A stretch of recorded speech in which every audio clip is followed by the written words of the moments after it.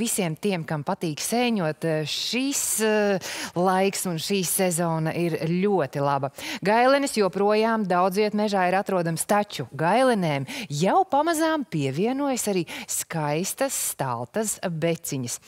Aplūkojot sociālos mēdījus, jāsacina, ka vairāk to ir Kurzemes pusē, tā kā, ja plānojat doties Kurzemes virzienā, tad noteikti varbūt var ieplānot arī ieskriet kādā tuvējā mežā un aplūkot, ir vai nav, bet jāteic, ka arī citviet, gan Zemgalē, gan arī valsts austrumos jau gailenēm ir piepulcējušās arī pāris skaistas beciņas. Par laikapstākļiem.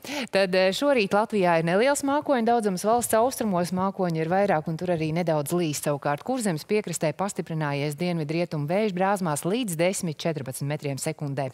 Siltāks rīts ir Kurzemes un Vidzemes piekrastē, kur šobrīd gaisa temperatūra 17–18 grādi, citviet valstī tā ir robežās no 13 līdz 15.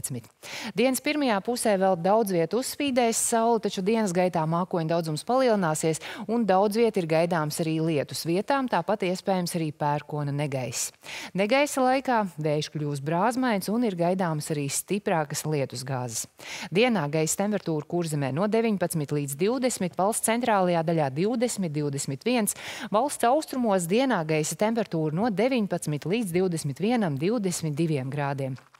Un visā valstī būs jūtams dienvidrietumu puses vējš, stiprākās vēja brāzmas piekrastē līdz 15–17 metriem sekundē. Rīgā rīts ir ar nelielu mākoņu daudzumu un dienas pirmajā pusē ir gaidāms lielākoties saulains laiks, taču dienas gaitā mākoņu daudzums palielināsies un pēcpusdienā Rīgā ir gaidāms arī lietus. Šobrīd Rīgā 15 grādi, valdošais ir mērens, dienvidrietumu puses vējš, dienā gaiss iesils līdz 19–21 grādam. Un vēl par to, kāda ir aktuālā ūdens temperatūra. Tad šorīt ūdens temperatūra Baltijas jūrā 19–20 grādi, Rīgas līcī ūdens temperatūra svārstās no 14 grādiem Mērsragā līdz 20–21 grādam citviet līcī. Upēs un ezeros Kurzemē, Zemgalē 17–20 grādi, valsts austrumos, Vidzemē un Latgalē upēs un ezeros ūdens temperatūra šorīt 17–22.